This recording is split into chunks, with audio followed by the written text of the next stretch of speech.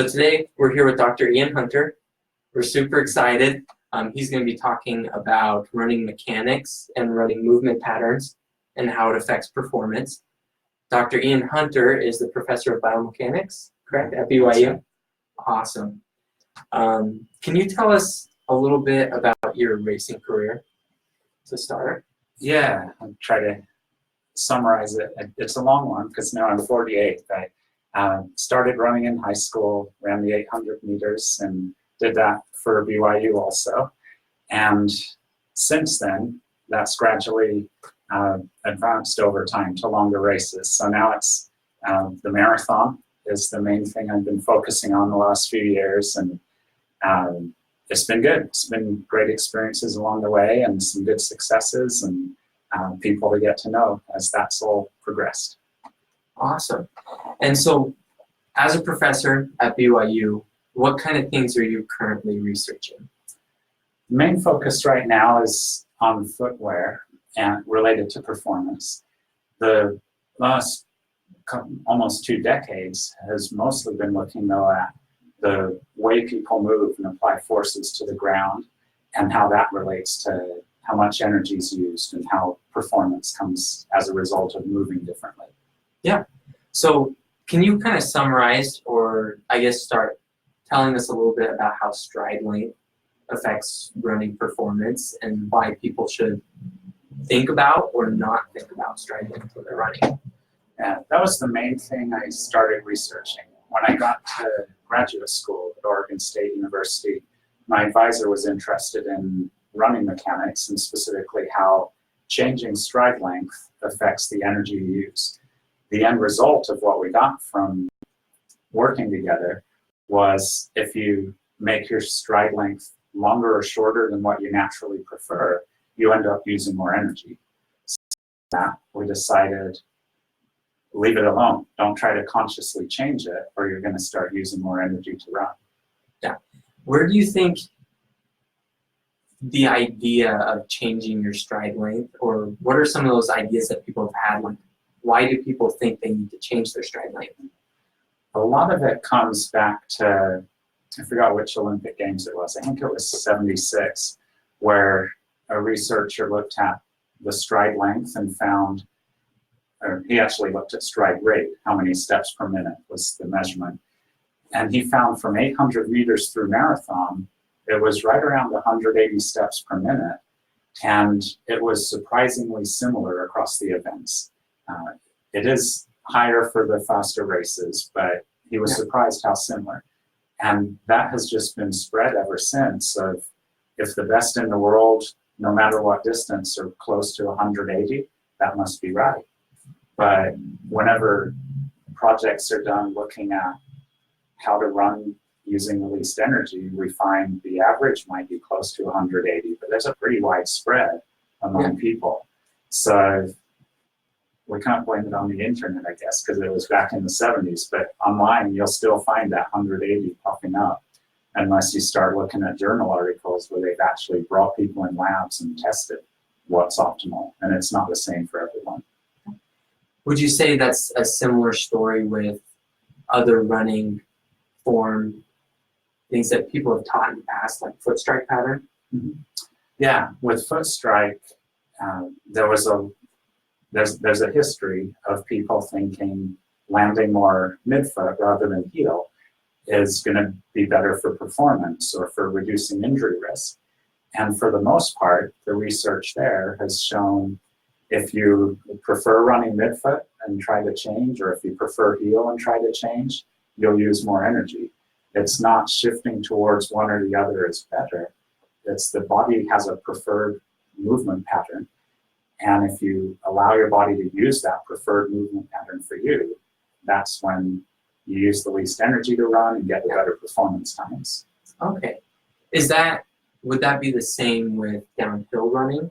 Should you focus on using different form when running downhill? I don't think you need to focus on running differently. It just naturally will happen because your body realizes, oh, here's a change in how the force is coming to my body, and it just makes these adjustments for you. Just a quick example of a non-running example. My boy John, when he was very young, was running around up on a stage, got too close to the edge of the stage. He was about 2 years old at the time and realized, I don't have time to turn or stop. And so he wanted to not fall off the stage. And he starts rotating his arms forwards, which rotates the rest of his body backwards to keep him from falling. He didn't rotate him fast enough. He still fell. But there's this instinct and this feel that bodies have. And kids can run when they're very young. And they can run uphill and downhill and turn. And it's just something that we have a feel for. So if we start with downhill running compared to flat, the stride will be longer. The turnover, because speed is increasing, will increase also. The foot stride often goes more towards heel if you have shoes on, because the foot's probably landing a little further out in front, and it's a lot of stress to have a forefoot land like that when the forces grow so high. Yeah. So our bodies naturally adjust, and whenever we make some measurements on how these changes are going, we find the body knew before the researcher did. Yeah, that's awesome. So I actually have worked in run retail specialty for 5 years. And so we've been taught just in specialty to teach people about running form, to tell them different things that can help them.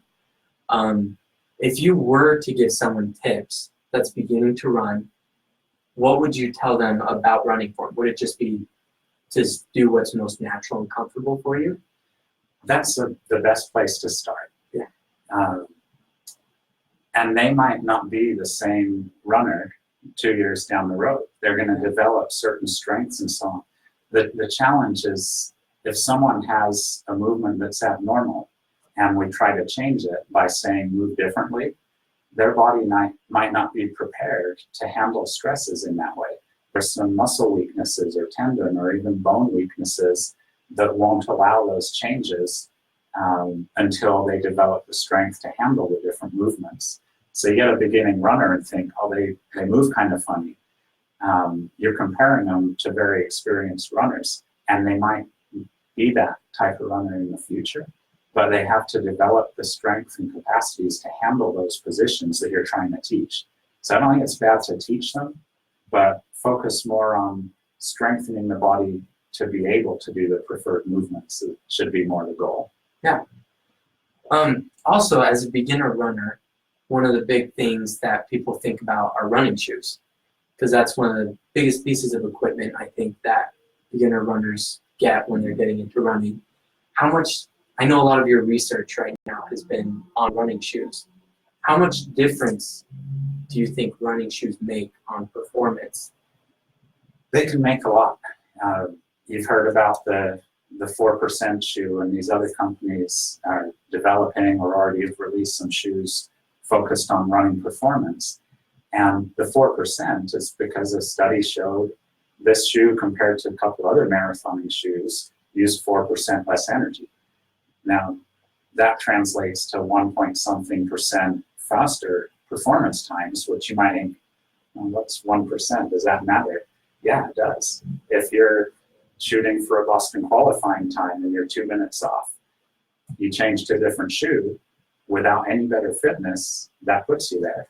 So small differences can really matter.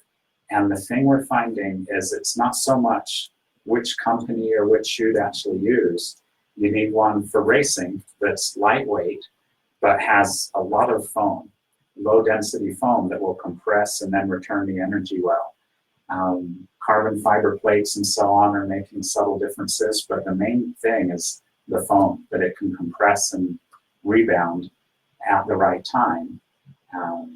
Lightweight, comfortable shoe allows you to move in the way your body prefers. Those are the properties that we're looking for right now in a good performance shoe. All right. I think a lot of people would like to hear how you've taken this research, the stuff that you've talked about with us already today, and implemented it into your own running and training. Yeah. I started with sharing how there's an optimal technique, but it's for each person. it's individual, and they'll move a certain way that's best for them. What we have learned in all of those measurements is the variability of how they move is a big factor. So let's say at a certain speed, you've got a preferred stride length that, or we'll call it step length, left, right, left. Let's say your preferred step length is right on 4 feet for some given speed. And you're really good at hitting exactly 4 feet for every single step that you do. That will be a runner that uses less energy. Someone else might prefer 4.5 feet. If they're 4 feet 4 and 4 feet 6, 4'8", and kind of all over, they might average this preferred for them. But if it's really variable, they're going to use more energy. So get the average movement patterns that are good for the person, and then train with that very consistent movement. That helps with performance, but it increases injury risk if you're always doing exactly the same movement. So the application for me is when we're doing marathon training, we'll do a lot of race pace or slightly quicker than race pace training. And we'll do it on a nice even pavement that's similar to how we're going to be racing. And we're focused on moving in a very consistent way. That helps us when we're running race pace to know how to move economically. But then on other days, we'll get on grass or on some trail or at least somewhere where we're going to be for a little bit of hill to force us to have some changes in how we're moving. And that loads our body in different ways to help with making us more resilient to injury. So a bit of the specific training is not move differently, but focus very consistent movements on race pace training and then be all over the place on the other running. Yeah, that's awesome. You said you had a story that you could share with us today about Bill Rogers. Was that on upper body movement, or what was that about? Yeah, he's a good example of where someone tried to change technique and it was not the right choice. Yeah. Bill Rogers, some of the younger people have no idea. Maybe you should start by explaining who Bill Rogers is. He's one of the Boston Marathon superstars over the years. I don't want to say it now because I might get a stat wrong, but I believe he had at least 3 in a row. But he won Boston Marathon multiple times and one of the great American marathoners. He was known for the movement pattern that you probably observed this. Someone's running along, nice relaxed upper body, but you see someone else that has an arm that kind of swings around like that. So with him and his coaches, they focus on, Bill, you got to get that movement contained and more natural, or at least like the other runners are doing, because it's some wasted energy flopping that arm around. And he could do that adjustment, but when he wasn't thinking about it, he'd be right back to what his body just naturally did. Yeah. And so they went for years trying to sort out or correct his flaw in his running technique. It wasn't until years later they measured his leg length and found one leg is about an inch shorter than the other. So if you think about the purpose of the upper body is to counter the rotations the lower body's doing. And we do exactly the opposite movement, upper to lower. And that helps us move forwards. So if the lower body is doing something that's asymmetrical because of a good reason, like one leg's longer than the other, then the upper body should be doing something different, left and right sides. So it's a good description to show if something's different in how one person moves to another, then you should probably figure out what's causing that before you start trying to change it. There's even people that have heel strike on one foot and midfoot strike on another. Tested someone a few years ago that had that, and we were trying to figure out, why are you moving like this? Choose one and have it the same both sides. We did an MRI on him, and because we felt right under the lateral edge of one of his feet, the flesh was just thicker and kind of calloused. Not just callous though, like there was something weird there. So we did an MRI, measured some volume of the foot in different areas, and found the side that he preferred heel was the one that had this extra flesh under his foot. And So it would be too much pressure to land midfoot like he was on the other side. So that there's always a reason someone's moving differently, either an asymmetry or different than another person. And we got to figure out why it is before we start trying to change it. Sometimes it's a muscle weakness that needs to be focused on. Sometimes it's some flesh that we don't know why it's there, or a leg that's longer than the other. So figure out why, and then decide, is this something we should change? Awesome. Do we have any comments from Facebook users so far? Or David, is there anything you would like to hear about? Well, first let's announce that we want comments. Yeah. And that we're giving away an entry. I guess we forgot to announce at the beginning, we are doing a giveaway for anyone who's tuned in at the beginning or is just joining us. We will be giving away a free race entry to one of our upcoming 2019 races that you'd be able to attend. All you have to do to enter the giveaway is to comment on the Facebook page with a comment or question for Dr. Iain Hunter that he can answer. I guess now would be a good time to start a good Q&A session if any of you want to comment right now. I do have a question. So when I've run marathons and I'm fatiguing the last 4 miles, when I've watched video, it seems that my stride length, my whole body position changes. My hips sag. I can almost call it like sagging. And I've also noticed that when I'm running downhill, and I've been running downhill for a while, and my body isn't trained for that. Then I also like start going at my quads, and I start running a little bit more nimble. I change. So that's not really my natural. That's really not my natural run or my stride. So how can we, number one, train to avoid those things? And then when we are in those positions, like, is it okay to just, when your body's fatigued that way at the end of a race, should I be trying to make corrections at that point? No, it's like almost everything. You've got to come in prepared to avoid whatever problems you might be anticipating. So if the right preparation would probably be the best way to start with answering that.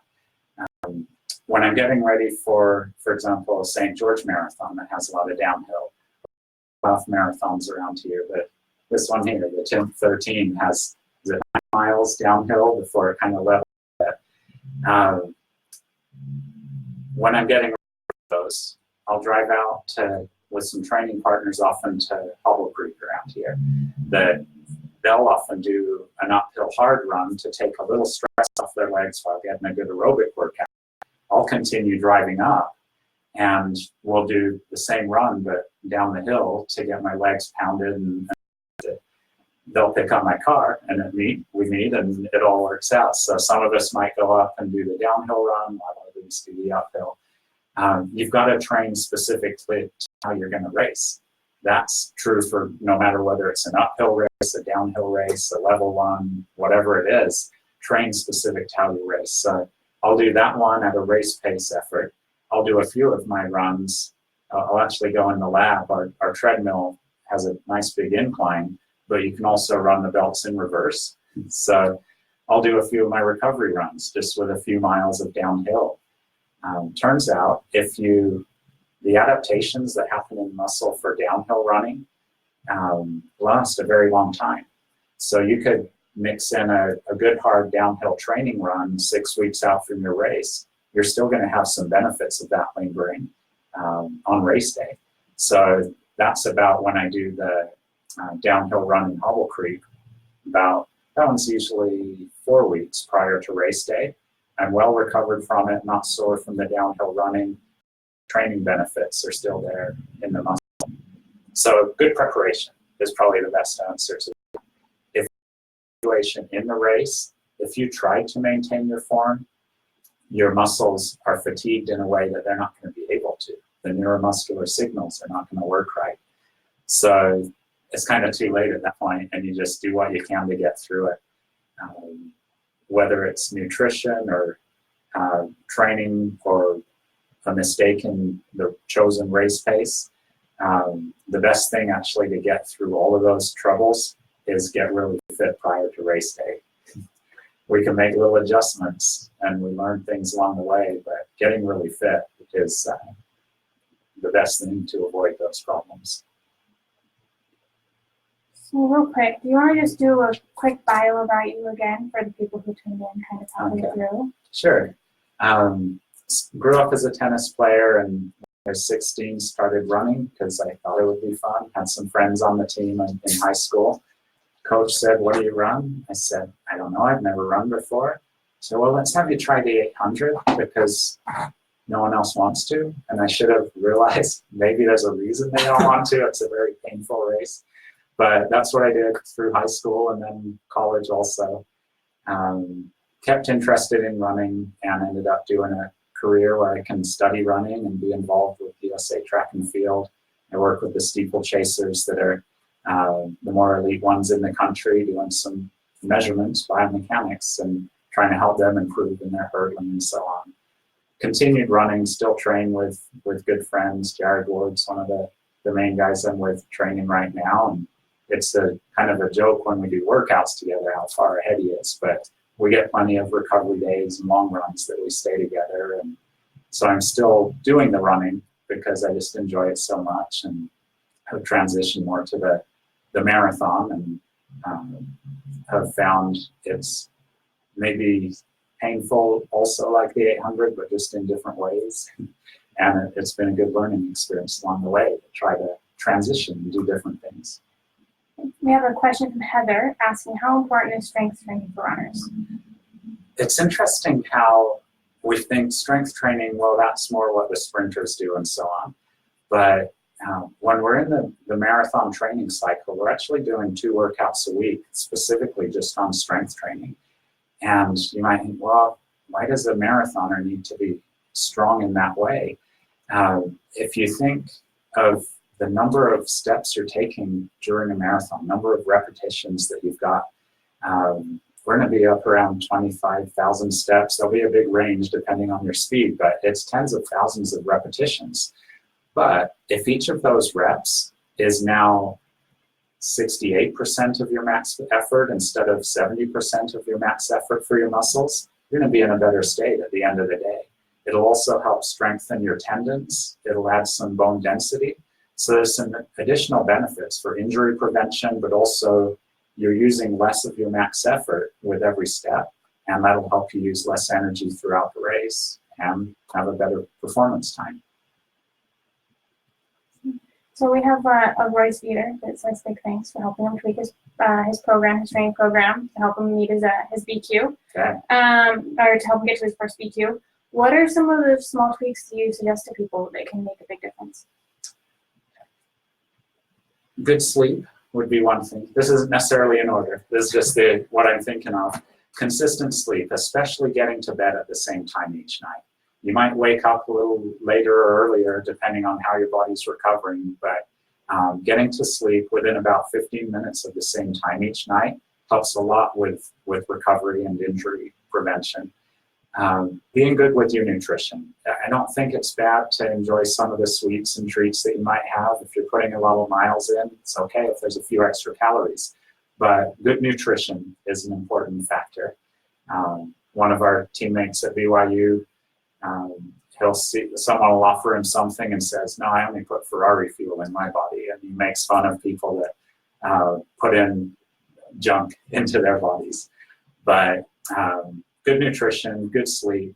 The main thing is probably tweaking the training, because if you want to perform as well as possible, you're going to get to a level that is pressing your body to where it may never have been before. And if you're a little too far, you'll be injured. But if you don't get close to that, you're not going to perform to your potential. And finding where that balance is for people is why you often need a coach to help guide that. We're often too motivated. And if the coach isn't holding us back sometimes, then we end up on the injured side rather than the good performance side. In terms of movement, I mentioned earlier, on recovery days, make sure you're doing some different surfaces and different types of running to load your body differently so that your body can handle forces from all directions and they're not just taking the same loading every time you go. There's a few tips. That's probably not comprehensive, but a good start. That's great. We have Nelson asking, at what age is it okay for teens to start strength training with weights? Pretty much any age. There's a history of that being a concern, of it stunting growth and things like that. Plenty of studies out now that have shown there's nothing to that, especially if it's just a supplement to the running training that's going on. It's going to actually be a really good thing for helping build bone density, build tendon strength, muscle resiliency to injury. So, and consider it, if it's for running, consider it a supplement to training. And there's not going to be any risk in terms of the concern used to be that stunting of growth, and it turns out there's nothing to that. That was a myth. I have a question. Yeah. So I get this question quite often from people who are training for downhill races, and during their downhill race, they feel like they're putting on the brakes all the time. Yeah. Their arm swing starts to do, this, and it becomes uncontrolled. They feel like every step it's just way too much of a check, on their heel. And they ask, how can I prevent that? So I actually feel smooth like I do when I'm running on, on a flat surface, and I don't feel like I'm, braking the whole time. Are there any techniques to focus on? Yeah, it depends on the grade of running. Maximum speed for sprinting is right around 3.5% downhill grade. The lowest energy use for running at a given speed is around 8 to 10% downhill. Now, if you're on an 8 to 10% downhill grade, you're going to have to brake to protect your body. If you just allow yourself to go quicker, you'll come to a speed that the force will get so high and your body's just going to break. So your body's forced into protecting itself. And that's why the foot will land a little hard out in front to create a negative force to slow down and protect your body.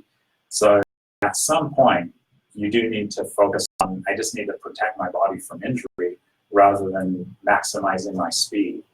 So a lot of downhill races are maybe too steep. Some of the canyons here in Utah are too steep to run with a really good speed using less energy, but you can't take advantage of it. It becomes too steep a grade. So optimal for just really fast running would probably be somewhere around 5 or 6% downhill. You go beyond, it's steeper, and the body takes over saying, no, we got to protect you. So how steep the hill is, at some point, that movement's going to have to happen. If you're trying to get as fast as you can for whatever grade it is, getting the arms a little wider out and maybe a bit of that rotation going on will be beneficial to help keep your body in some form of control.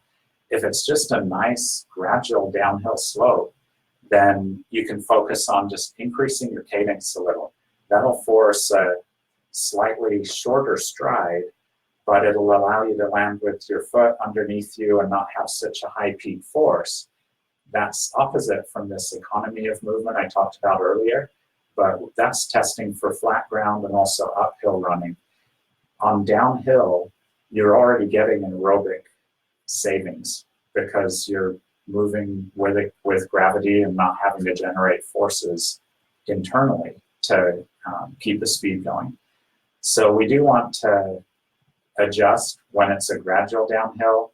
Usually the stride will still be longer, but a little shorter than you naturally prefer will help preserve the muscles for the length of the race you might be going. But when it becomes too steep, you just have to, at some point, protect your body, because we can't just go into a 90-degree free fall and expect our legs to handle those forces in a natural running movement. So your old roommate, Dan Conley, says hi. Great. And asks, he says he has a short Achilles, and he's asking how much he can push to try and stretch it out so that he's able to run landing on the heel. I remember making fun of Dan because he was a midfoot striker, and we just thought that's a funny way to move because most people would land heel. So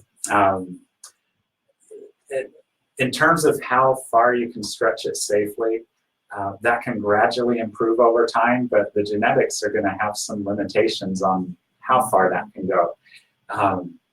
Doing the slow static stretching does increase flexibility over time, and that can be a benefit. For performance, it's more about the dynamic stretching and trying to get the tendons to respond well and become more spring-like. If it's causing injury, then the focus should be more on getting some plyometric exercises in to get the tendon and muscle strong to handle the loads that are being placed there. So for performance, getting more flexibility there probably will not have a huge effect, but if injury is what you've been concerned about, then plyometric exercises to strengthen the tendon and muscles and bones around that area is probably the main focus rather than just getting more flexible.